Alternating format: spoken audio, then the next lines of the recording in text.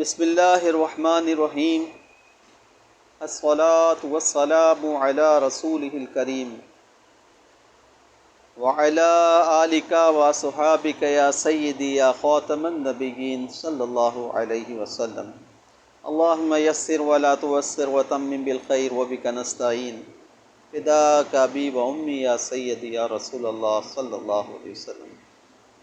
محترم ویورز، السلام علیکم ورحمۃ اللہ وبرکاتہ۔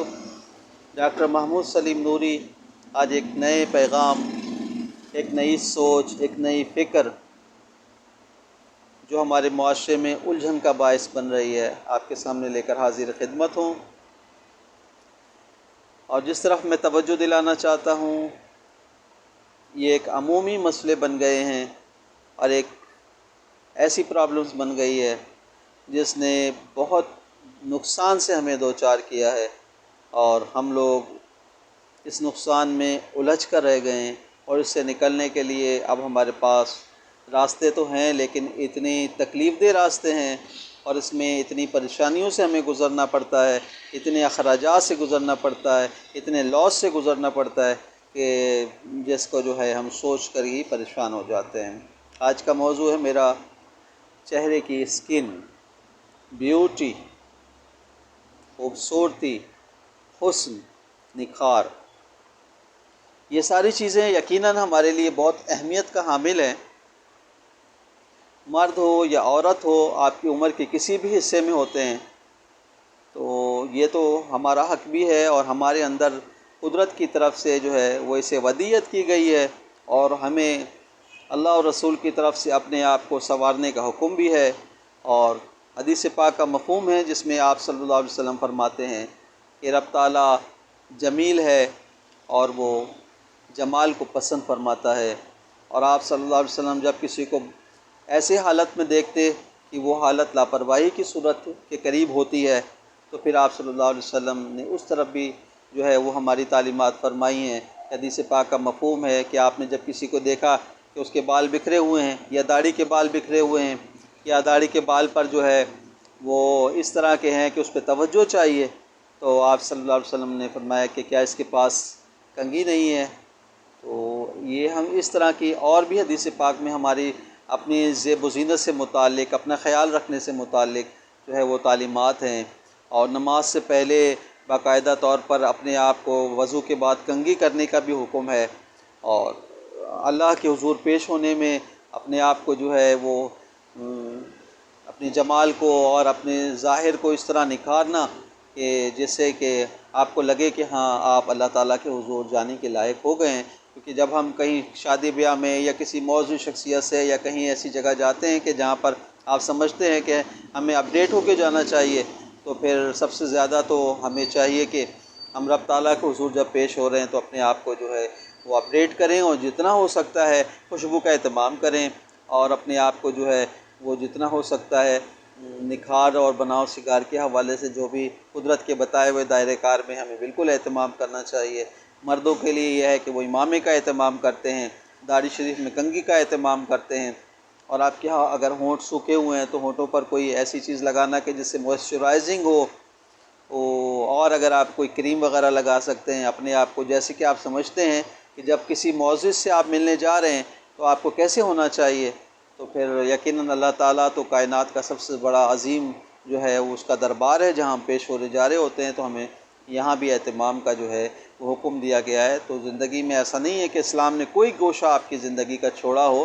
ہر جگہ آپ کی رہنمائی ہے، اور جو چیز دیکھنے میں اچھی لگتی ہے، جو چیز دلوں کو بھاتی ہے، اور جو چیز وقت کا تقاضا کرتی ہے، تو اسلام نے اس کے دائرۂ کار میں اس کو بالکل آپ کو صرف کہا ہی نہیں بلکہ ترغیباً کہا ہے کہ آپ اپنے آپ کو جو ہے صاف ستھرا بھی رکھیں، اور اپنے چہرے کا خصوصی طور پر خیال کریں۔ اور چہرے سے متعلق تو بالخصوص رب تعالیٰ کی طرف سے ہدایت بھی ہے، اور حدیث پاک کا مفہوم بھی ہے کہ اللہ تعالیٰ پسند نہیں فرماتا کہ چہرے پر جو ہے مارا جائے۔ تو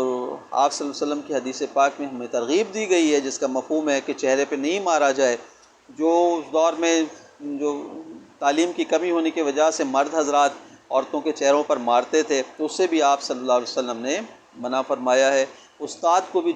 بچوں کے لیے، شاگردوں کے لیے چہرے پر جو ہے براہ راست مارنے سے منع فرمایا ہے۔ اور چہرے کے حوالے سے جو ہے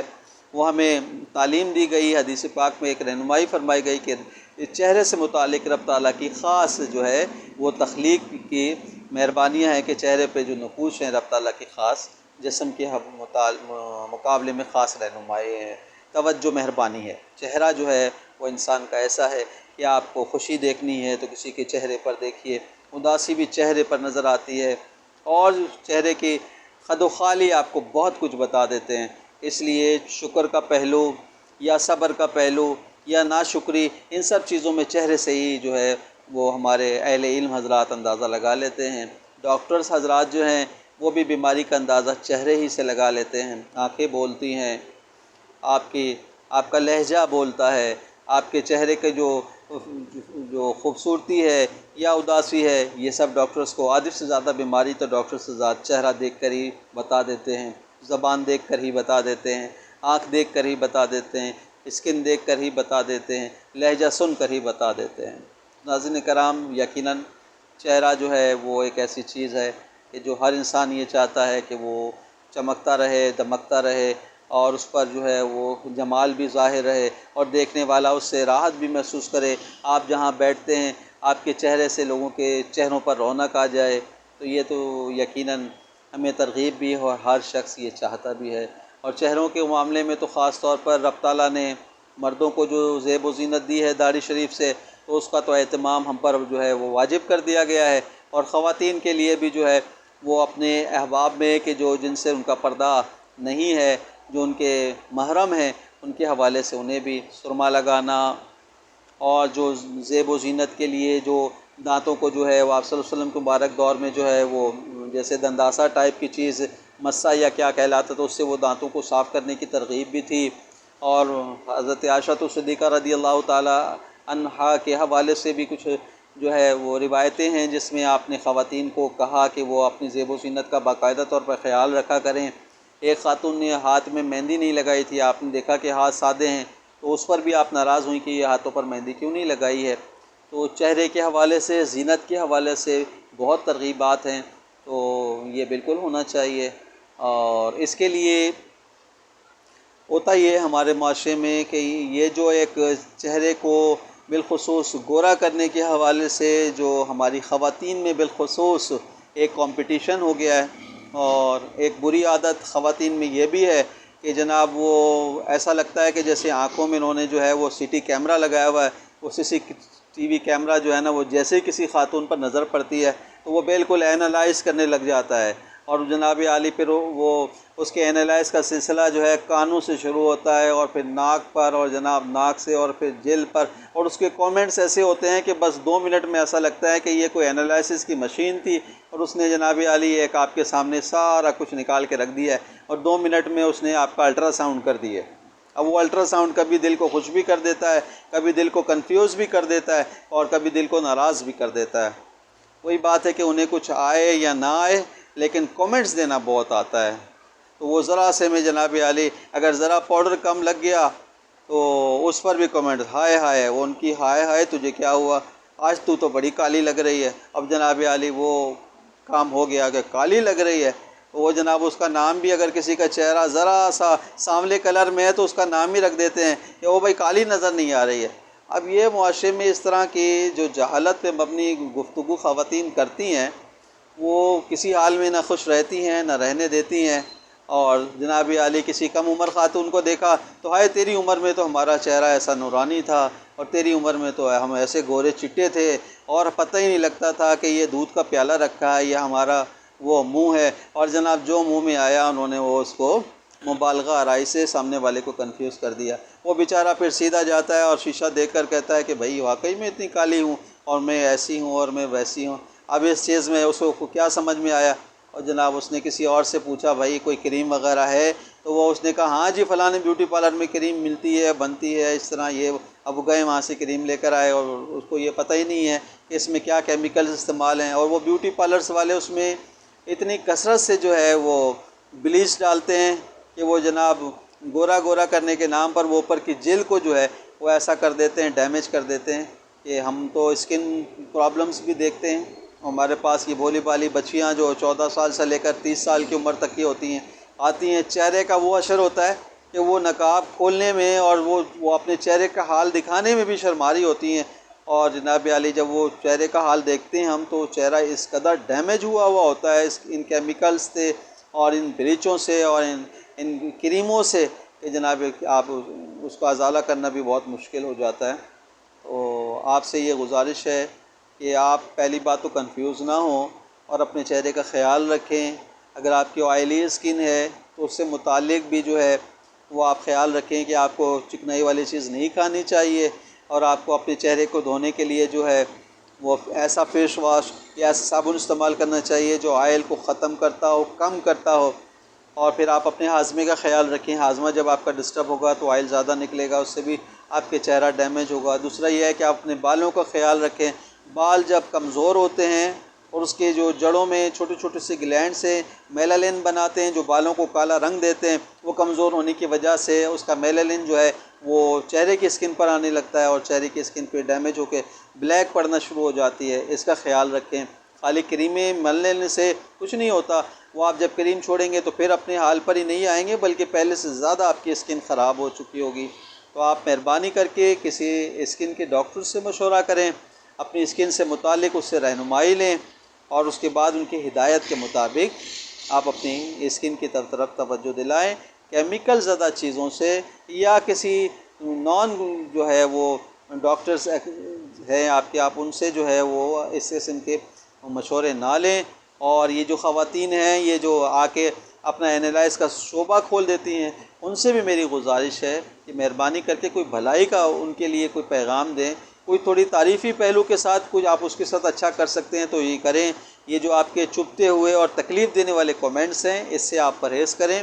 تاکہ یہ بچے کنفیوز ہو کے کوئی اپنے چہرے کے لیے غلط کلمے نہ ملنا شروع ہو جائیں کہ ان کی اسکن ہی ڈیمیج ہو جائے اور پھر وہ کبھی بھی دوسری کی طرف نہیں آتی۔ اور پھر یہ ہے کہ یہ 8-10 سال جو ان کی خوبصورتی کے دن ہیں رب تعالیٰ کی طرف سے، ان کے چہروں پر بہار کے دن ہیں، وہ بیچارے اس پہ دانے، پمپلز اور نہ جانے کیا کیا لے کر زندگی تکلیف دہ گزار رہے ہوتے ہیں۔ تو اللہ تعالیٰ ہم سب کو ہدایت عطا فرمائے۔ ہومیوپیتھک پلیٹ فارم سے اسکن ٹربلز میں بہت زیادہ رہنمائی ہے، بہت اچھی ٹریٹمنٹ ہے۔ آپ کے چہرے کے خد خال کو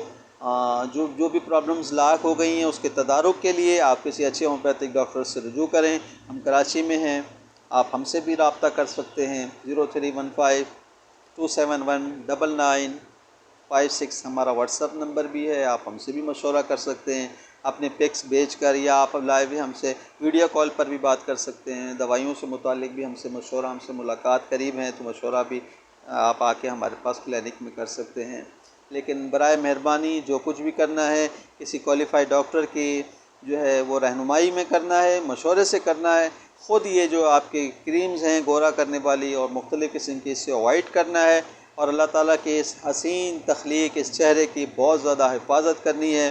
اور اس کے لیے بالخصوص آپ 5 وقت وضو کریں تاکہ آپ کا چہرہ فریش رہے۔ اللہ کے حضور 5 وقت نماز میں سر جھکائیں، آپ کو نور خود حاصل ہو جائے گا، کوئی کریم آپ کو نور نہیں دے سکتی۔ اگر چہرے پر نور آپ کو لانا ہے، چہرے پر تازگی لانی ہے، چہرے پر خوبصورتی لانی ہے، جاذب نظر بنانا ہے، تو یہ سجدے ہی آپ کو عطا کر سکتے ہیں، اور کوئی کریم عطا نہیں کر سکتی ہے۔ اس کے لیے آپ ضرور توجہ کریں، اور اللہ اور اس کے رسول نے جو نعمتیں ہمیں دی ہیں، فروٹس ہیں، دیگر چیزیں ہیں، اس کے بھرمار کریں۔ زیادہ گرم مسالے والی چیزیں اور زیادہ آئلی چیزیں اور زیادہ جو فاسٹ فوڈس ہیں ان سے اپنے آپ کو بچائیں اور ایک صحت مند زندگی گزاریں۔ یہ زندگی بھی ایک نعمت ہے، یہ چہرہ بھی ایک بہت بڑی نعمت ہے، اور ہماری صحت بھی بہت بڑی نعمت ہے، تو اس کی بہت حفاظت کی ضرورت ہے۔ تو اللہ تعالی ہمیں اس کی حفاظت کے سلیقے بھی عطا فرمائے، سلیقے سیکھنے کی رغبت بھی عطا فرمائے، اور ایسے دوست احبابوں سے بھی اللہ بچنے کی اور بچانے کی ہمارے لیے کوئی ترکیب کر دے کہ جو کنفیوز کرتے ہیں اور ہمیں ایسے راستوں پہ چلا دیتے ہیں جس میں ہمیں تکلیف اور پریشانیوں سے گزرنا پڑتا ہے۔ اللہ تعالیٰ آپ کا اور ہمارا حامی و ناصر ہو۔ ہمارے اگر یہ لیکچر آپ کو پسند آیا ہے، لائک کریں، شیئر کریں، اور ریڈ گھنٹی کا بٹن ضرور دبائیں، اور ہمارے اس لیکچر کو شیئر بھی کریں تاکہ آپ ہمارے اس مخلصانہ پیغام کو دور تک پہنچانے میں ہمارے ساتھ شامل ہو جائیں۔ السلام علیکم ورحمۃ اللہ وبرکاتہ۔